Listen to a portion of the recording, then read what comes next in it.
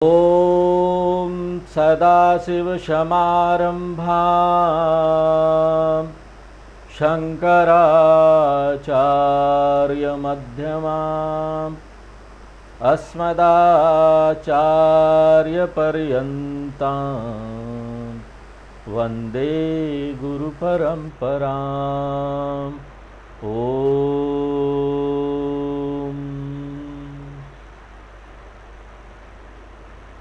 भगवान कृष्ण ने तीनों गुणों का बड़े विस्तार से विश्लेषण किया श्लोक नंबर 5 से लेकर 18 में, और ये बताया कि हर एक गुण जो है वो व्यक्ति को ना किसी प्रकार से बांध देता है। क्यों? क्योंकि गुण को एक प्रकार का वातावरण चाहिए। अगर हमारे अंदर सत्व गुण है तो वो मांग करेगा, ज्ञान मिले, और वो मांग करेगा कि एक शांत सा वातावरण मिले। और अगर हमारे अंदर रजोगुण प्रधान है तो हमारी अपेक्षा होगी कि यहाँ ज़्यादा से ज़्यादा लोग अगल बगल हो, पूरा काम चलता रहे, चुपचाप कोई ना रहे। हमको ऐसा इंफ्रास्ट्रक्चर चाहिए जहाँ पर काम ही काम हो।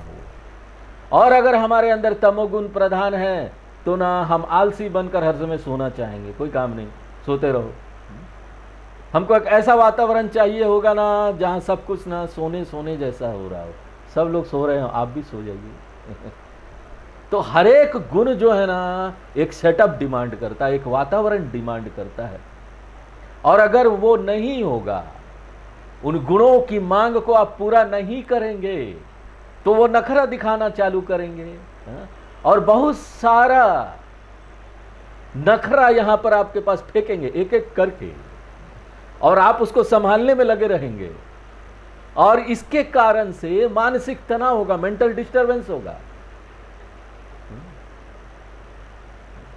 और इसके कारण से क्या होगा कि ना हम ना अपने वातावरण में जो अभी है उसको भोक्ता के रूप में स्वीकार नहीं करेंगे, अगर ना वो हमारे विशेष गुण को जो हमारे अंदर प्रधान है उसके अनुसार नहीं, उसके अनुकूल नहीं है। इसलिए क्या होगा, हमेशा संघर्ष चलता रहेगा, कभी प्रवृत्ति कभी निवृत्ति।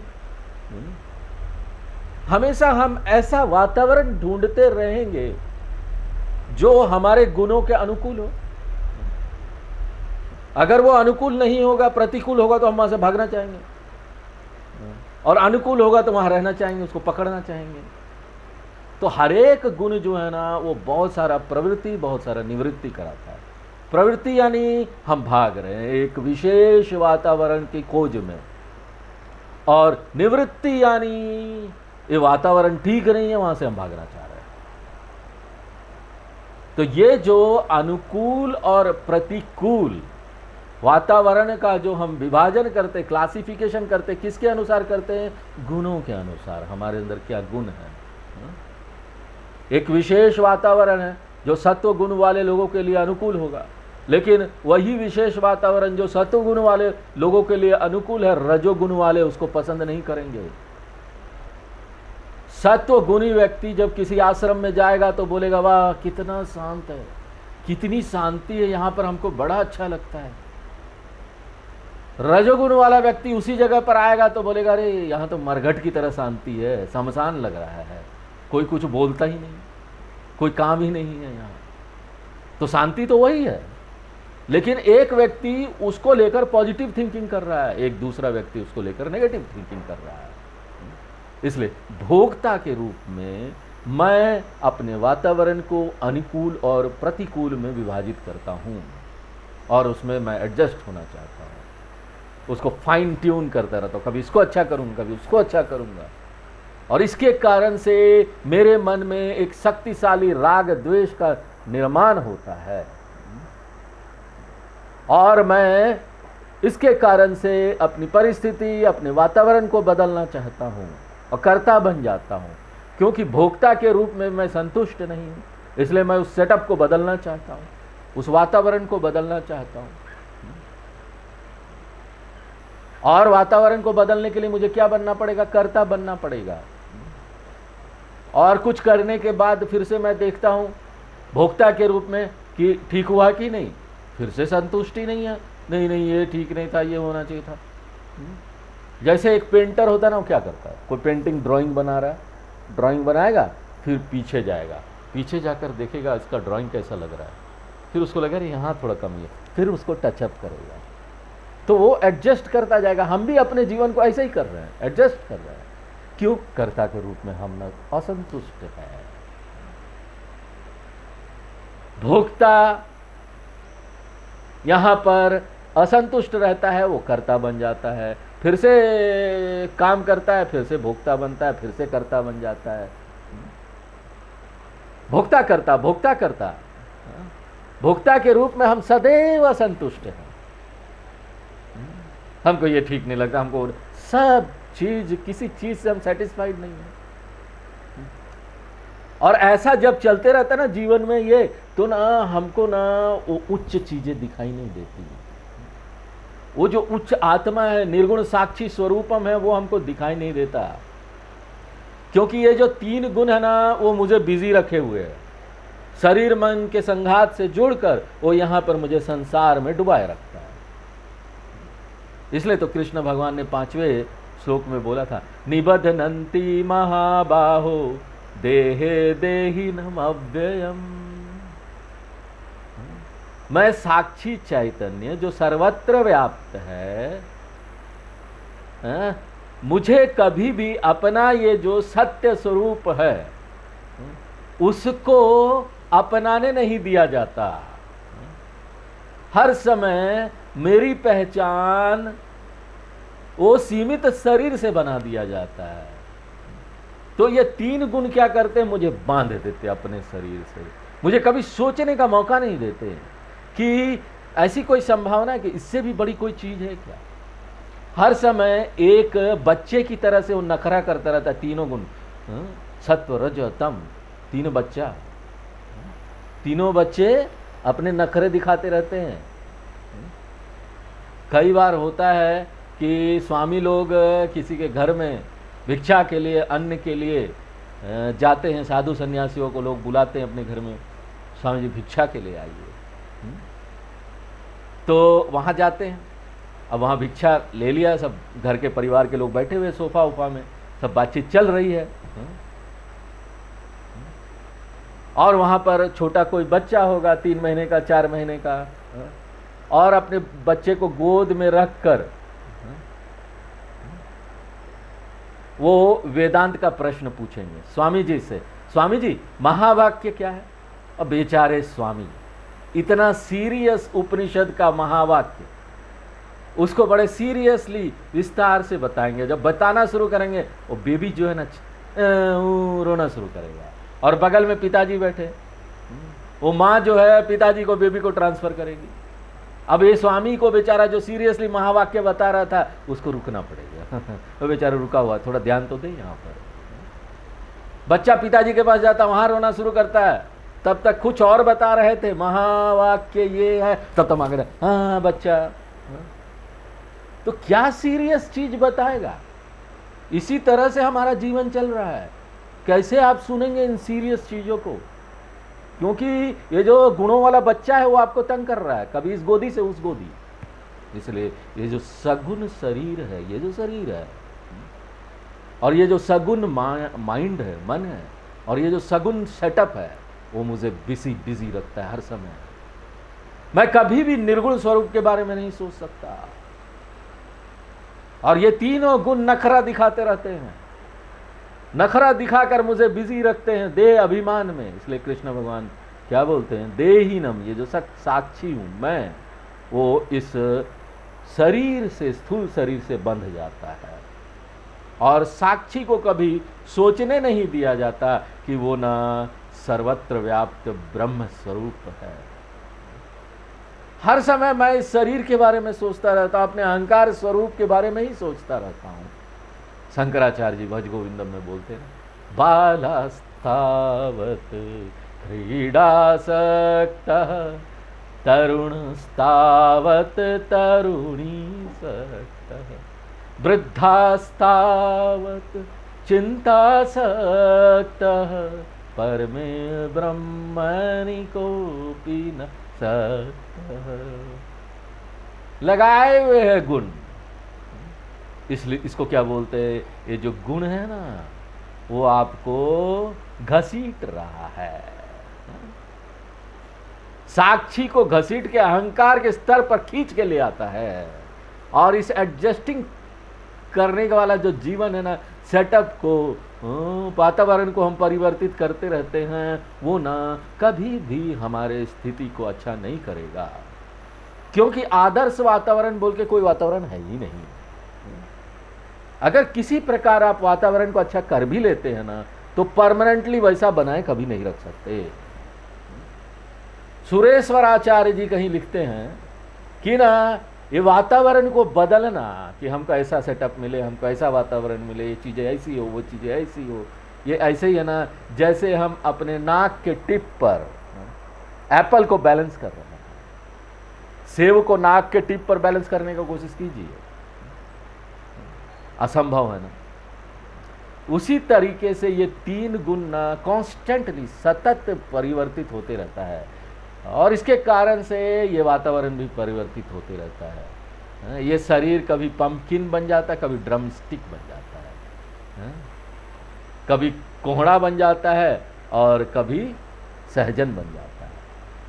तो सतत जो है ना, वो विस्तरण संकुचन चलते रहता है अपने मन का। अभी भी देखिए, कभी हमारे मन में सात्विक भावना आएगा, कभी राजसिक, कभी तामसिक, और ये चलता रहे। ये संघर्ष है ना, ये एक संघर्ष है, नित्य चलता रहेगा। कुछ एक लोग है ना, विरले हीरे लोग हैं जो इसको समझ जाते हैं, और वो इस निष्कर्ष पर आ जाते हैं कि ना समाधान सिर्फ एक ही है। वो क्या है? इन गुणों से परे निकल जाओ, गुणातीत बन जाओ। ये गुणों से परे निकलो, शरीर मन का जो संघात है, अनात्मा है, उससे परे निकलो, ये जो जड़ है उससे परे निकलो। एक ही समाधान है। और आप सगुण अहंकार को कैसे क्रॉस करेंगे, कैसे उसके परे निकलेंगे? हमने आपको पिछले क्लास में बताया था कि अहंकार को कभी निर्गुण नहीं बनाया जा सकता, क्योंकि अहंकार शरीर मन का संघात है और वो बना ही प्रकृति से है। इसलिए तीन गुण वहाँ रहेंगे ही रहेंगे, उसको बांधेंगे ही बांधेंगे। यहाँ पर कोई भी महाज्ञानी भी हो जाए ना, जितना बड़ा ज्ञानी हो जाए, उसका भी मन ना सात्विक, राजसिक, तामसिक होते रहता है। निर्गुण मन जैसा कोई चीज है ही नहीं, ये जान लीजिए। मन कभी निर्गुण नहीं हो सकता। ज्ञानी का मन सगुण होता है कि निर्गुण होता है? आपको कोई शक है? मन ज्ञानी का हो या अज्ञानी का हो, या फिर भगवान का ही क्यों ना हो, जिसको माया बोलते हैं, भगवान का मन जो माया है ना, वो भी त्रिगुणात्मकम है।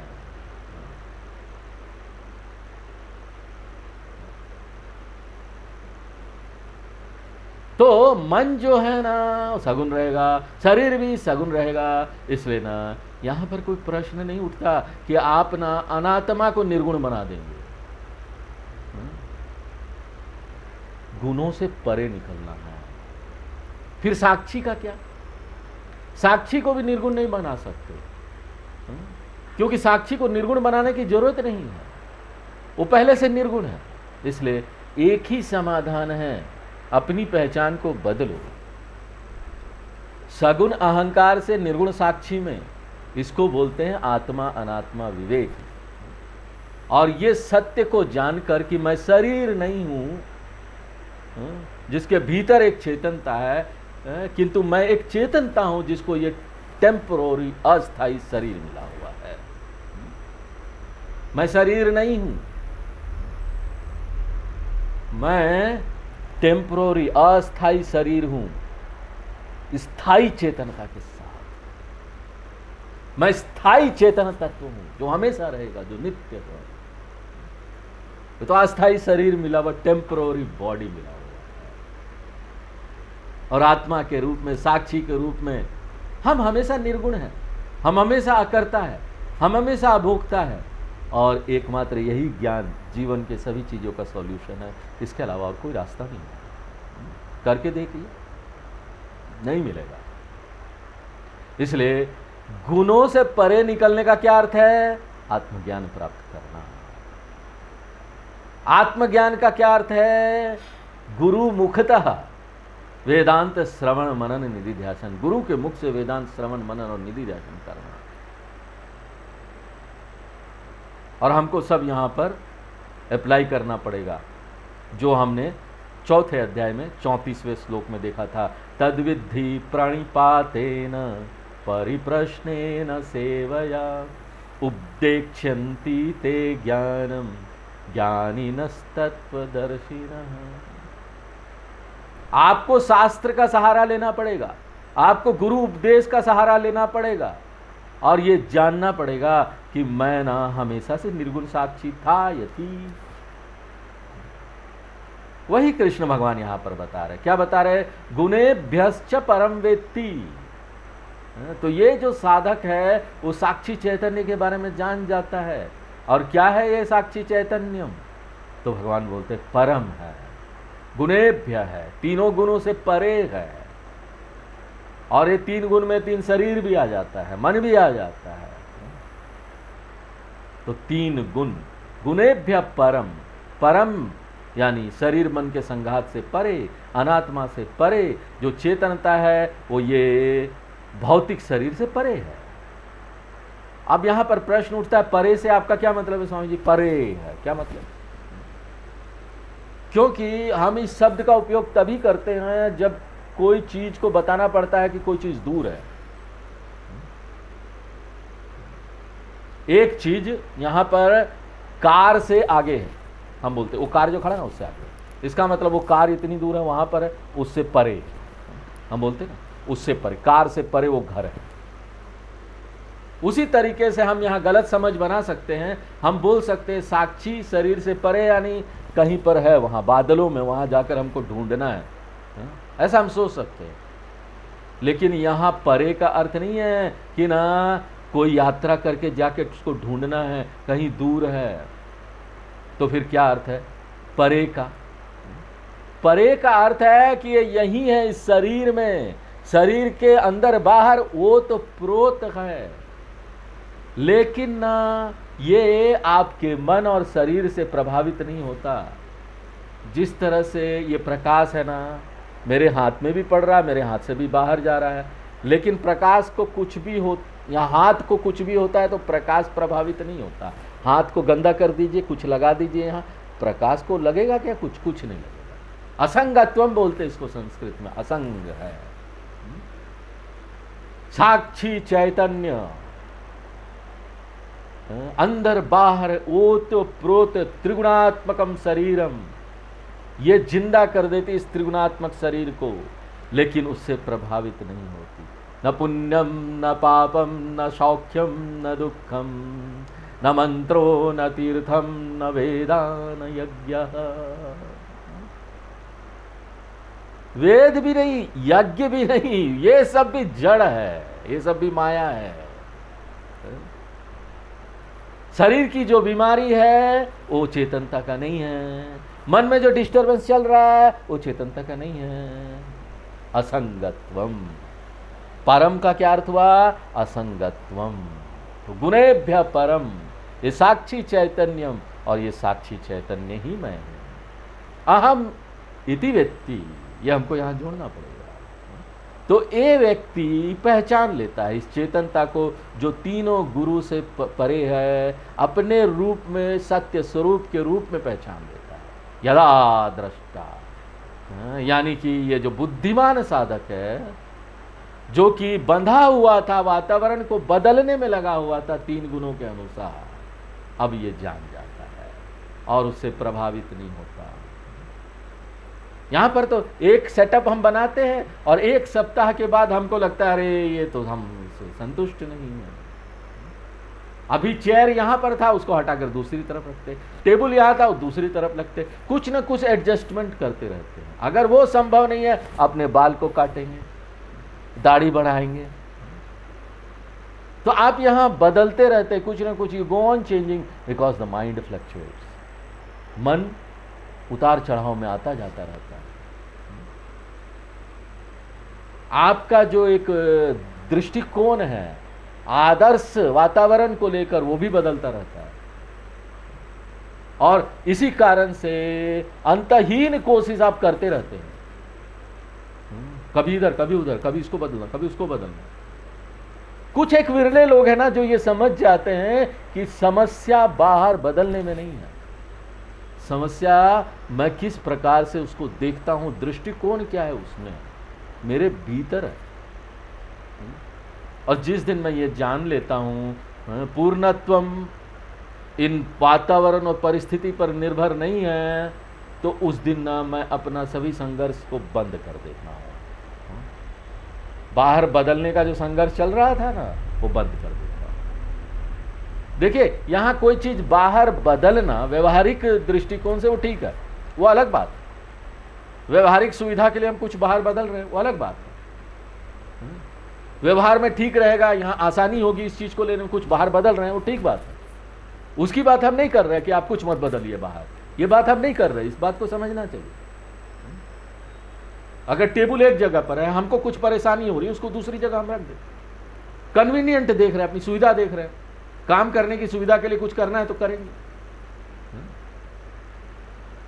वो अलग बात है। लेकिन अगर हम अपने इमेज को अच्छा करने के लिए कुछ कर रहे हैं, पूर्णत्व असंतुष्टि अंदर संतुष्ट होने के लिए कुछ कर रहे हैं, तो इसको बोलते हैं हम संसार में। एक बार हम ये डिस्कवर कर लेते, जान लेते कि हम पूर्ण साक्षी है, तो ना मैं अपेक्षा नहीं करता बाहर बदलने को, कुछ अच्छा बाहर करके मुझे शांति मिल जाएगी। शांति नहीं मिल जाएगी, शांति के लिए मत बदलिए बाहर, क्या आपको शांति मिल जाएगी। आप ये समझ लीजिए शांति पहले से है, मैं परफेक्टली सेटिस्फाइड हूं अपने आप से। बाहर जो भी कुछ मैं कर रहा हूं, मैं कर रही हूं सुविधा के लिए कर रही हूं। बाहर कोई सात्विक सेटअप चाहिए, हमको कुछ साधना करना है, ध्यान करना है, चलो भाई एकांत में चले जाते हैं, तो ज़्यादा डिस्टर्ब करने वाले लोग ना आए ऐसी जगह। और अगर कुछ बड़ा कुछ काम करना है तो चलो भाई काम कर लिया जाए, रजोगुण ले लिया जाए, तो ये किया जा सकता है। लेकिन इसलिए नहीं कि ये करने के बाद हम सेटिस्फाई हो जाएंगे, हम संतुष्ट हो जाएंगे। हम पहले से पूर्ण हैं, ये करके हमको कोई पूर्णता नहीं चाहिए। संतुष्ट तो हम पहले से हैं, व्यवहार के लिए कर रहे हैं बस। दुखेषु अनुद्विग्न मनः,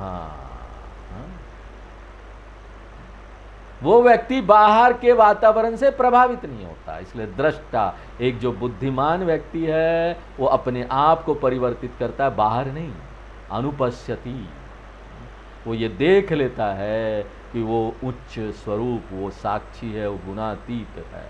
और यहाँ जो शब्द बोला जा रहा है ना, अनुपश्यति, अनु का क्या अर्थ है? जो भी गुरु आपको शिक्षा दे रहे हैं, शास्त्र से आपको शिक्षा मिल रहा है, उसको ध्यान में रखकर, अपने आप इधर उधर से पढ़कर नहीं, ये अपने आप इधर उधर से पढ़कर ये खोज आप नहीं कर पाएंगे। अगर हम सोचेंगे शास्त्रों के बिना हम अपने आप ऐसे ही चलते रहे, करते रहे, तो ये ना गलती हम करते रहेंगे, हमेशा बाहर बदलते रहेंगे। हमेशा हर समय हमको ये आशा होगी एक न एक दिन तो सब अच्छा हो जाएगा, एक न एक दिन तो मेरी पत्नी बदल जाएगी, जैसा मैं चाहता हूँ वैसा हो जाएगी। ऐसा कभी हुआ है क्या? किसी की पत्नी उसके अनुसार चली है, या किसी का पति उस पत्नी के अनुसार चला है? ऐसा कभी नहीं हुआ होगा भी नहीं। लेकिन फिर भी लोग आशा करते हैं, फिर भी लोग बदलते रहते हैं। बाहर का जो ये रोड है ना, ये खुदा ही हुआ रहेगा, ये ऐसे ही रहेगा, अपेक्षा करना बेकार है। एक ऐसा आदर्श स्थिति हो जाए, सब अच्छा अच्छा हो जाए, यहाँ सब अच्छा अच्छा नहीं होने वाला। अच्छा खराब दोनों चलता रहेगा, भगवान ने बनाया इसको ऐसा है, अच्छा खराब अच्छा खराब। हर समय अच्छा आप नहीं अपेक्षा कर सकते।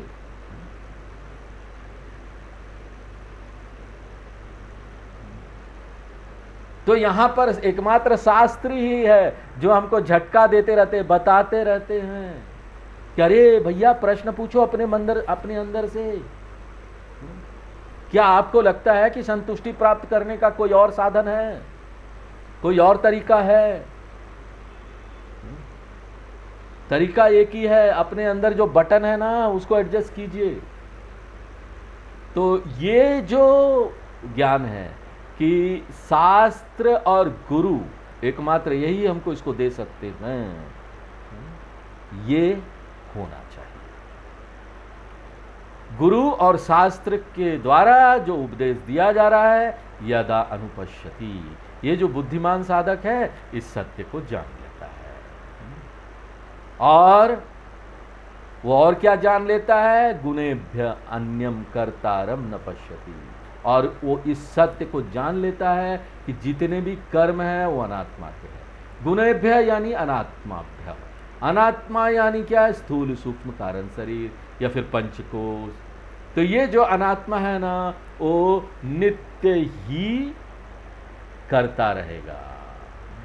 आप बैठ नहीं सकते, जब तक शरीर है चलता रहेगा, ये करता रहेगा। कोशिश कर लीजिए, किसी न किसी गुण में डूबकर कुछ न कुछ आप कर रहे होंगे। कभी आप सोचेंगे ना कि हमको रिटायरमेंट मिल जाए अनात्मा से, कभी नहीं मिलने वाला। रिटायरमेंट क्या है मतलब मालूम है? पता है रिटायरमेंट का मतलब क्या है? एक काम छोड़ा दूसरा काम ले लिया, यही है रिटायरमेंट। और ये हमेशा चलता रहेगा। अभी कुछ कर रहे थे, वो कुछ करेंगे। अगर हम बिना कुछ किए रिटायरमेंट का सोच रहे ना, तो हम बीमार पड़ जाएंगे, क्योंकि ये बना है चलने के लिए, कुछ करने के लिए। करते रहो, नहीं तो बीमार पड़ जाओगे। इसलिए अनात्मा को नित्य ही करता रहना पड़ेगा, कुछ न कुछ करता रहना पड़ेगा। अगर हमको इस कर्तृत्व से परे निकलना है तो एकमात्र हमको आत्मा में आना पड़ेगा, और कोई तरीका नहीं है। तो गुणेभ्य अन्यम कर्तारम न पश्यति। हाँ, ऑफ कोर्स कृष्ण भगवान यहाँ पर डबल नेगेटिव लैंग्वेज का यूज कर रहे हैं। कृष्ण भगवान क्या बोलना चाहते हैं कि अनात्मा करता है, यही वो बोलना चाहते हैं। अनात्मा यानी शरीर मन का संघात करता है, लेकिन इस पर जोर देने के लिए वो एकदम अलग तरीके से बोलते हैं, डबल नेगेटिव लैंग्वेज का यूज करते हैं। और वो लैंग्वेज क्या है? अनात्मा के अलावा यहाँ कोई करता नहीं है। अगर आप उसको पॉजिटिव लैंग्वेज में यूज करेंगे तो कैसा होगा? एकमात्र अनात्मा ही करता है। लेकिन नेगेटिव लैंग्वेज में यूज करेंगे तो क्या होगा? अनात्मा के अलावा यहाँ कोई करता नहीं है। दोनों एक ही बात है ना? आपको कोई डाउट है क्या? घर में जाकर थोड़ा विचार कीजिएगा, हाँ, पूरा दिन मनन कीजिएगा। एकमात्र अनात्मा ही करता है, और दूसरा वाक्य अनात्मा के अलावा यहाँ कोई करता नहीं है। दोनों एक ही है। और मैं कौन हूँ? आत्मा या अनात्मा? मैं आत्मा हूँ, इसलिए मैं नित्य ही अकर्ता भोक्ता हूँ। इति यदा पश्यति, जिस दिन मनुष्य इस सत्य को पहचान लेता है, तभी जाकर वो व्यक्ति भेड़ चाल वाले जीवन से छुटकारा प्राप्त कर लेता है, चूहे दौड़ से अलग निकल जाता है। ये जीवन वाला जो दौड़ है उससे परे निकल जाता है। ये भोक्ता वाला नित्य जो यात्रा है, कभी संतुष्ट नहीं रहना और फिर कर्ता बन जाना, फिर से भोक्ता को अच्छा करने का प्रयत्न करना, लेकिन कभी भी पूरी तरह से संतुष्टि नहीं प्राप्त करना, फिर कर्ता बन जाना, फिर भोक्ता बन जाना। मृत्यु के समय भी ना पूछिए क्या हम संतुष्ट हुए, तो ना हम क्या बोलेंगे ना, हाँ संतुष्टि तो मिल गई, लेकिन फिर भी ना एक छोटी चीज रह गई, कुछ ना कुछ रह जाएगा। तो अहंकार की मृत्यु हमेशा असंतुष्टि के साथ ही होगी, वो कभी भी मुक्त नहीं हो सकता। कामान य कामयते मन्यमानः स कामभिर्जायते तत्र तत्र, मुंडकोपनिषद। ये जो असंतुष्ट अहंकार है वो ना फिर से जन्म लेगा, फिर से अपनी यात्रा जारी रखेगा, फिर से संघर्ष करेगा, फिर से मृत्यु के समय असंतुष्ट रहेगा। ये यात्रा चलते रहेगी, पुनरपि जननम पुनरपि मरणम। This struggle will never end end never end, never end, never ending journey. ये पूरी की तरह है। हम आपको पूरी का उदाहरण देते हैं, आपको याद है जब आप पूरी बेलते हैं और कढ़ाई में उसको तेल में डालते हैं तो शुरू में बहुत दौड़ता है, इधर उधर दौड़ेगा, और एक बार जब पूर्ण हो जाएगा ना, पूरा फूल जाएगा, तो एक जगह जाकर स्थिर हो जाता है, वो दौड़ता नहीं है फिर इधर उधर। इसको बोलते हैं आत्मन्येव आत्मनः तुष्टा। वो जो पूरी था वो संतुष्ट हो गया, वो तैरने लगेगा एक जगह जब पूर्ण हो जाएगा। तो इसलिए तो उसको पूरी बोला जाता है। पूर्णम का शॉर्ट फॉर्म पूरी है। उसी तरीके से जिस दिन मैं ये पूर्ण साक्षी की खोज कर लूंगा, ये जो दौड़ना उड़ना है ना, सब खत्म हो जाएगा। पूर्णत्वम के लिए जो दौड़ रहे थे वो खत्म हो जाएगा। आपको ऐसे ही दौड़ना है तो दौड़िए, कुछ करना है, लोगों के लिए सेवा करनी तो दौड़िए, लेकिन शांति ढूंढने के लिए मत दौड़िए। शांति तो अपने अंदर है, वो मिल गया। आई एम सेटिस्फाइड, मैं बहुत सेटिस्फाइड। क्योंकि आप अगर करने दौड़ेंगे, कुछ अच्छा होगा, कुछ खराब होगा, होगा ही, अच्छा भी होगा, खराब भी होगा। अगर आप उससे संतुष्टि ढूंढ रहे हैं कि अच्छा ही अच्छा हो हमेशा, तो हमेशा आपको निराशा ही हाथ लगेगा।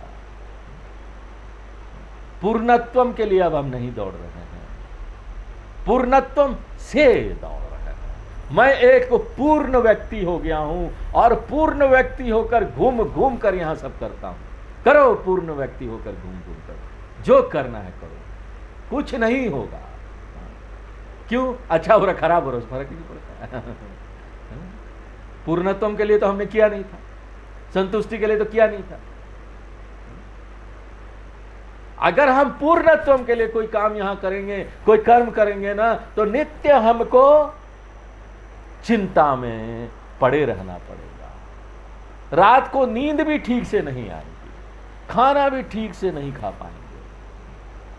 और अगर हम यहां पर पूर्णत्वम के साथ काम कर रहे हैं, ये जान कर कि हम पूर्ण हैं, तो ना कभी भी हमको यहां चिंता नहीं होगी। आराम से सो पाएंगे। जैसे रात को बिस्तर में जाएंगे और तकिया में सिर रखेंगे, खर्राटा आना शुरू हो जाएगा। वाह क्या खर्राटा है। हाँ, ऐसा कोई सोता ना, समझ लीजिए वो ज्ञानी है। तकिया लगते साथ अगर खर्राटा आना शुरू हो जाए तो समझिए कितनी शांति है उसके मन में। कोई टेंशन नहीं, कोई एंजाइटी नहीं। इसलिए कृष्ण भगवान बोलते हैं मद भावम अधिगच्छति। जिसने ये साक्षी को ढूंढ लिया वो ईश्वर भाव को प्राप्त हो जाता है। कृष्ण भगवान बोलते हैं मद भावम। कृष्ण भगवान भगवान है तो उनके ईश्वर भाव को प्राप्त तो हो जाएगा। ईश्वर भाव यानी ईश्वर स्वरूप को प्राप्त हो जाएगा। ईश्वर स्वरूप यानी पूर्णत्वम को प्राप्त हो जाएगा। हर समय हमारा अंदर का मन बोलता है ना, हाँ सब ठीक है, सब ठीक है, सब ठीक है, एवरीथिंग ओके। कोई भी अनोके नहीं है, ओके यार सब ठीक है। इसलिए मद भावम यानी पूर्णत्वम को प्राप्त हो जाएगा, जीवन मुक्ति मिल जाएगी। साधिगच्छति। और सबसे महत्वपूर्ण बात जो यहाँ नोट करने वाली है वो क्या है पता है? कृष्ण भगवान बोलते हैं कि ये पूर्णत्वम आपको कैसे आएगा, स्वामी जी कैसे प्राप्त करे? ओनली थ्रू नॉलेज, ज्ञान से ही आएगा और कुछ नहीं, कुछ करके नहीं आएगा। इसलिए यहाँ पर वेत्ती बोल रहे हैं। संस्कृत में वेत्ती शब्द का क्या अर्थ है? जानना। वेत्ती को अंडरलाइन कर लीजिए, भगवान ने बोला है, मैं नहीं बोल रहा हूँ। वेत्ती, वेत्ती यानी जो जान लेता है, खोज लेता है पूर्णत्वम को। तो आप बताइए यहाँ पर कितना मार्ग है? मोक्ष प्राप्त करने का कितना मार्ग है? कर्म योग, भक्ति योग, राजयोग, हठ योग, कुंडलनी योग, इतने सारे योग योग योग योग योग है क्या?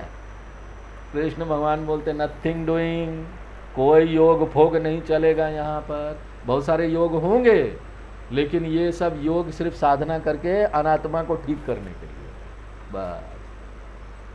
मन की तैयारी के लिए है। मन थोड़ा शांत हो जाए तो ज्ञान समझ में आए, इसलिए ये सारा योग है। ये योग आपको ज्ञान नहीं दे सकती।